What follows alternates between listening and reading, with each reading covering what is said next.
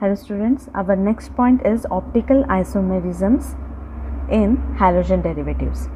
Okay, so isomers having the same bond connectivities, that is the structural formula are called as stereoisomers.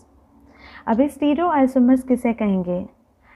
जो isomers those have structural formula, same structural formula. Okay, so the structural formula means what? It has C2H4 और C3H4. ऐसे जो हम लिखते हैं उसे structural formulas कहते हैं. ओके, और अगर मैंने कहा कि C3H6, ओके, C3H6 या C3H8, वो ऐसे कैसे भी अरेंज हो सकता है.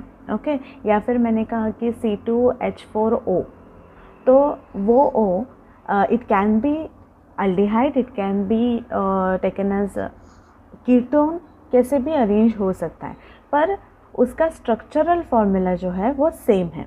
ओके, पर उसका जो स्ट्रक्चर आएगा वो हम कैसे भी अरेंज करके, मतलब कीटोन ट्राई कर सकते हैं, मतलब C डबल बॉन्ड O करके हम क्या कर सकते हैं, कीटोन यूज़ कर सकते हैं या फिर अल्डिहाइड कर सकते हैं. इसीलिए कुछ ऐसे आइसोमर्स होते हैं कि जिनका स्ट्रक्चरल फॉर्मूला सेम होता है. Okay, but they are different structures, or else their structural names are different. So such type is called as stereoisomerisms or stereoisomers. अभी उसमें हमें 3-4 पॉइंट्स देखने हैं. उसका पहला पॉइंट है chiral atoms and molecular chirality. Second point है plane polarise light. Third है इट्स ऑप्टिकल एक्टिविटी. ओके, और फोर्थ है एनांशियोमर्स.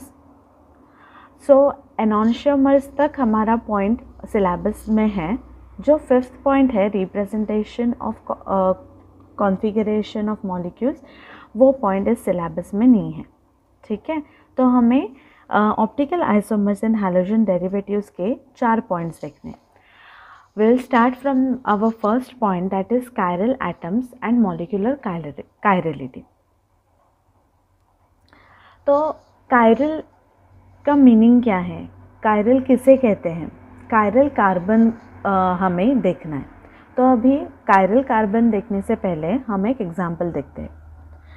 एक सिंपल एग्जाम्पल लिया है 2-क्लोरोब्यूटेन.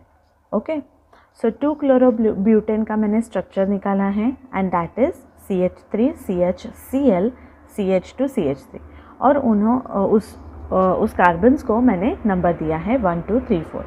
लेफ्ट साइड में क्या है? 1 है. ऑलराइट, सो कार्बन नंबर 1, देखो ये कार्बन नंबर 1 है. अभी इस कार्बन नंबर 1 को सराउंडेड कितने एटम्स है, मतलब कौन से एटम्स सराउंडेड है.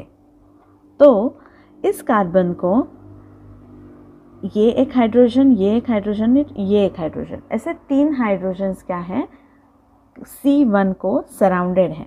और चौथा का वैलेंसी जो है वो कार्बन, मतलब क्या है कि हाइड्रोजन हाइड्रोजन हाइड्रोजन और थर्ड वन इज कार्बन. ऐसे उसकी 4 वैलेंसीज ख़त्म हो गई है. Are you getting my point? तो ये जो फर्स्ट पॉइंट है वो समझ में आया, कार्बन फर्स्ट. अभी कार्बन सेकंड देखो. कार्बन सेकंड में यहाँ पे हाइड्रोजन है, यहाँ पे क्लोरीन है, यहाँ पे कार्बन है और यहाँ पे कार्बन है. मतलब ये कार्बन कौन सा है? ये कार्बन CH2 CH3 का है, और यहाँ पे कार्बन कौन सा है? CH3 का. यानी कि ये मिथिल ग्रुप है और ये इथिल ग्रुप है. समझ में आया? उसके बाद यहाँ पे हाइड्रोजन है और यहाँ पे क्लोरीन है. यानी कि सबके सब जो वैलेंसीज बॉन्ड वो कार्बन क्रिएट कर रहा है, उसको सब एटम्स क्या है, वो अलग अलग एटम्स जॉइंट है. यहाँ पे देखो कैसे, यहाँ पे 3 हाइड्रोजन्स, मतलब एक ही हाइड्रोजन, तीनों ही हाइड्रोजन है. या इसका मतलब ये क्या कि यहाँ पे डिफरेंस कितना है? 2 का डिफरेंस है. यहाँ पे 4 डिफरेंट है आइटम्स. अब हम देखेंगे carbon number C. Carbon number 3 में 2 हाइड्रोजन्स प्रेजेंट है, मतलब 2 की सिमिलरिटी है। कार्बन 1 में 3 की सिमिलरिटी, कार्बन 3 में 2 की सिमिलरिटी थी। और उसके बाद यहाँ पे CH3 है और यहाँ पे CHCl है, ठीक है। सो कार्बन 4 में देखो, कार्बन 4 में क्या है, फिर से कार्बन 1 की तरह ही है, 3 हाइड्रोजन है और 1 कार्बन है। और राइट, सो अभी हमने देखा कि C1, C3 और C4 में 2 या 3 रिपीटेशंस है, या फिर वो हाइड्रोजन की हो या फिर कार्बन की हो।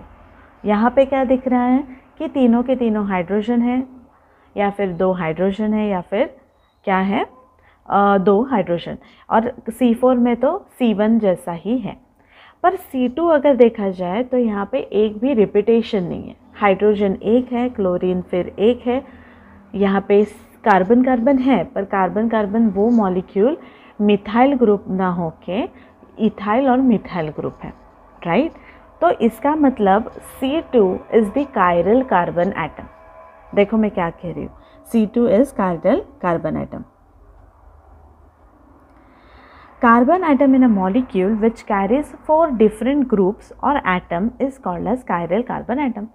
अभी बहुत सिंपल हो गया, chiral carbon atom कैसे मतलब we have to find कि अगर उस कार्बन के 4 ही वैलेंसी में सेपरेट या फिर डिफरेंट ग्रुप या एटम्स अटैच हो तो वो कार्बन क्या रहेगा, वो कार्बन हम chiral carbon atom कहेंगे। So here C2 is the chiral carbon atom, all right. For that they have given by the star, okay, star mark करके हमें दिया है कि ये जो कार्बन है ये क्या है, chiral carbon atom है। आपको कौन सा भी क्वेश्चन पूछेंगे, कौन सा भी अलग सा फॉर्मूला देंगे और पूछेंगे कि यहाँ पे जो स्ट्रक्चर है उसमें chiral कार्बन कौन सा है, बहुत सिंपल है, इस तरह से हम देख सकते हैं। The molecule which contains 1 chiral atoms, it acquires the unique properties.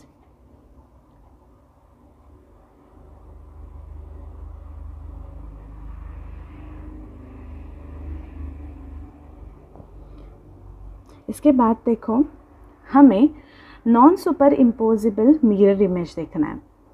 When a molecule contains 1 chiral atom, it acquires the unique properties, okay. So such molecules cannot be superimposed perfectly on its mirror image. It is called as chiral molecules, okay. So अभी ये chiral molecules जो होते हैं वो superimpose mirror image नहीं होते। अभी superimpose mirror image यानी कि क्या, ये डायग्राम देखने से पहले मैं एक superimpose mirror image का एग्जाम्पल बताती हूँ। You can imagine or you can try also। अगर हम एक कोम ले, ओके, या फिर एक पेंसिल ले ले, तो पेंसिल के एजेस नहीं होते हैं, इट इज़ अ स्ट्रेट। तो अगर हम मिरर में इसका इमेज दिखे, हाँ, तो जैसा है वैसा ही रहेगा।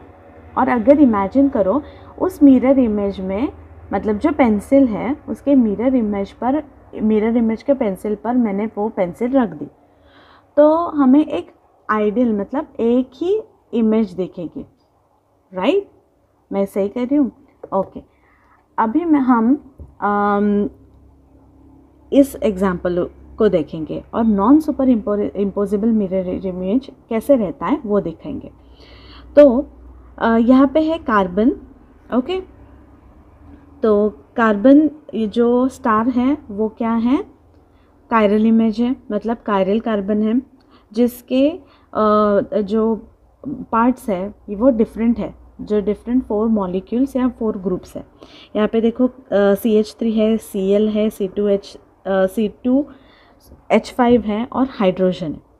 अभी ये मैंने डॉट जो लिखा है हाइड्रोजन के लिए वो कार्बन का हाइड्रोजन जो है वो बैक साइड पे, ये 3D डायग्राम है, ओके। जो C2H5 है, दैट इज़ CH2CH3 है, वो फ्रंट साइड में है और ये ऑन द प्लेन है और ये भी ऑन द प्लेन है, ओके। मतलब इमेजिन कर सकते हो आप। अब ये उसके सामने हमें मिरर प्लेस करना है। मिरर में हमें क्या दिखेगा कि पहला जो है वो कार्बन क्लोरीन दिखेगा, कार्बन की जगह वहीं पे है, CH3 नहीं हिलेगा। फिर हमें दिखेगा पहले H2CH3 और उसके बाद हमें दिखेगा ये हाइड्रोजन, राइट, क्योंकि कैसा है, हम जैसे खड़े रहते हैं वैसे वो दिखता है। ऑलराइट, सो इसमें अभी क्या है देखो, अगर हमने लेफ़्ट साइड की इमेज राइट साइड पे रख दी तो वो सुपर इम्पोज नहीं रहेगी। अभी फॉर एग्ज़ाम्पल आपके हैंड्स, दोनों भी हैंड्स रखो और एक दूसरे के ऊपर रखने की कोशिश करो, तो क्या होगा, हमारा राइट साइड का थंब का जो है वो लेफ़्ट साइड में जाएगा और लेफ़्ट साइड का थंब राइट में रहेगा, ये सुपर इम्पोज नहीं होंगे। अगर पाम्स आप जोड़ेंगे नमस्ते जैसा तो वो हो जाएगा, पर मिरर इमेज कैसे रहता है, जो सामने है वो सामने ही दिखेगा। ओके, यहाँ पे क्या होता है, यहाँ पे क्लोरीन जो है, अभी रेड जो मैंने लिखा है वो राइट साइड के लिए है और पिंक जो लिखा है पिंक स्केच पेन से वो है लेफ़्ट साइड का, और जो पेन से लिखा है मैंने ब्लू पेन से वो क्या है, सुपर इम्पोज हुआ है। और सिर्फ क्लोरीन हाइड्रोजन और इस साइड का हाइड्रोजन और क्लोरीन ये क्या हो रहे हैं, नॉन सुपर इम्पोज हो रहे हैं। इसीलिए ये जो कायरल एटम्स होते हैं वो non super impossible mirror image रहते हैं। Alright, so chiral molecules and its mirror image are stereo isomers of each other. देखो हम इसने क्या कहा, कायरल मॉलिक्यूल्स जो होते हैं एंड उसका मिरर इमेज होता है वो स्टीरियो आइसोमर्स होता है एक दूसरे का। It is chirality, it is also called as chirality, उसको नाम क्या दिया है, कायरिलिटी। ओके, ये आपको, या फिर हैंडेडनेस।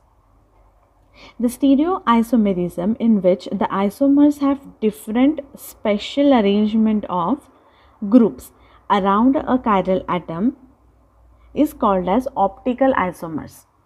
Okay, देखो optical isomers मतलब क्या, the stereoisomers in which there are different special arrangement of groups and atoms around a chiral carbon atom. अभी chiral carbon atom कैसे रहता है कि पूरे के पूरे जो सराउंडेड ग्रुप्स हैं वो डिफरेंट रहते हैं, ऐसे अरेंजमेंट को हम क्या कहेंगे, ऑप्टिकल आइसोमर्स कहेंगे। These optical isomers differ from each other. These optical isomers are differ from each other in terms of a measurable property called as optical activity. देखो optical isomers माने कि क्या, कि different special arrangement of groups is called as optical isomers, और optical activity यानी कि optical isomers differ from each other. अभी many ऐसे ऑप्टिकल आइसोमर्स आप देखेंगे तो वो भी एक दूसरे से क्या होंगे, डिफरेंट होंगे, और उनकी मेजरेबल प्रॉपर्टी भी डिफरेंट होगी, तो उसे कहते हैं, उस पूरे ग्रुप को कहते हैं ऑप्टिकल एक्टिविटी। ओके, अभी उसके बाद का जो पॉइंट है वो है प्लेन पोलराइज लाइट।